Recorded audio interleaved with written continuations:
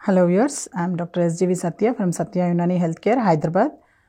మన customer care number వచ్చేసి 8074868274. ఈ నెంబర్కి మీరు మీ మెసేజెస్ కనుక పంపిస్తే కనుక దానిలో మీ డౌట్స్ ఏవైతే ఉన్నాయో వాటిలన్నీ కూడాను మేము ఇలా ఎపిసోడ్స్లో మాట్లాడడానికి ప్రయత్నిస్తూ ఉంటాము. అయితే ఇప్పుడు ఫస్ట్ స్టార్ట్ చేయాలి అంటే ఒక దీంట్లో విటిలిగో ట్రీట్మెంట్ గురించి ఇంకా కొంచెం సవిస్తరంగా చెప్పమంటున్నారు. అయితే విటిలిగో ట్రీట్మెంట్ అన్నది ఇప్పటికీ చాలా ఎపిసోడ్స్ చేసుకున్నాం మనము. ఈవెన్ బోర్డు మీద నేను ఎక్స్ప్లెయిన్ కూడా చేశాను.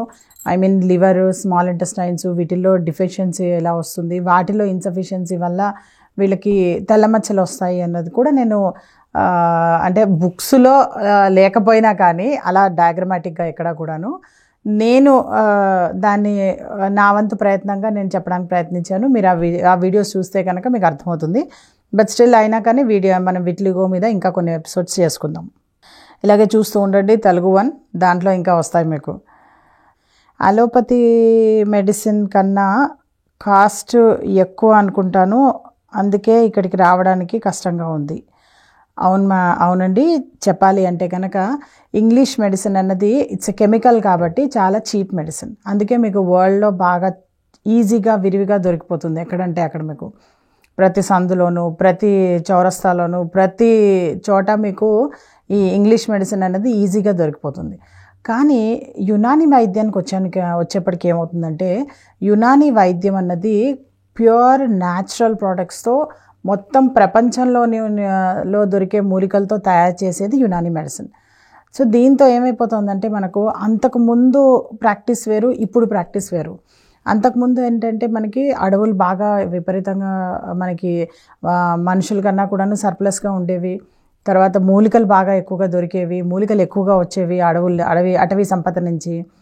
ఇప్పుడు పరిస్థితి ఏంటంటే అడవులు తగ్గిపోయినందువల్ల మూలికలు కూడా బాగా తగ్గిపోయాయి. దాంతో దీన్ని డిమాండ్ పెరగడం వల్ల, అప్పుడు ఉంది డిమాండ్, ఇప్పుడు ఉంది, జనాభా పెరగడం వల్ల అనుకోండి.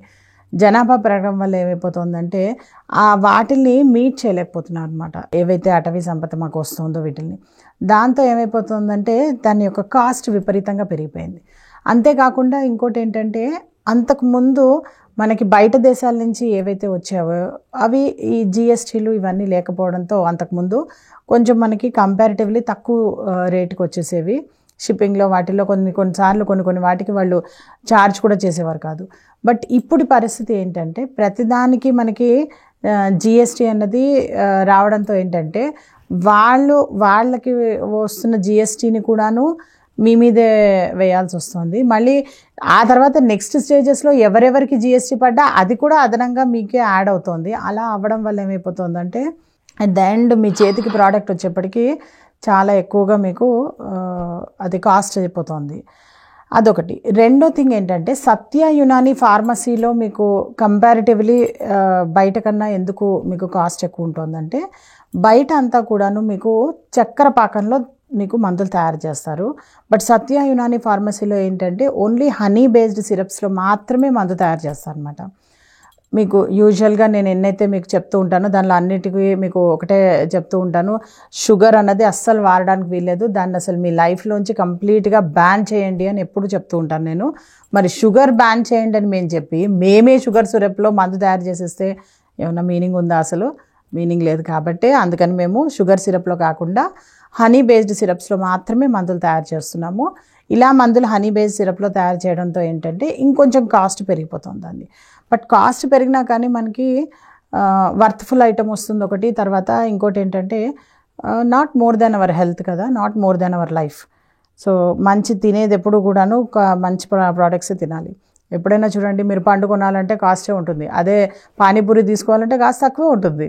కానీ అలా అని చెప్పి మనము పానీపూరి వైపు మొగ్గలేం కదా, పండే శ్రేష్టం కదా. అలాగే యునాని వైద్యమే శ్రేష్టం. Thank you.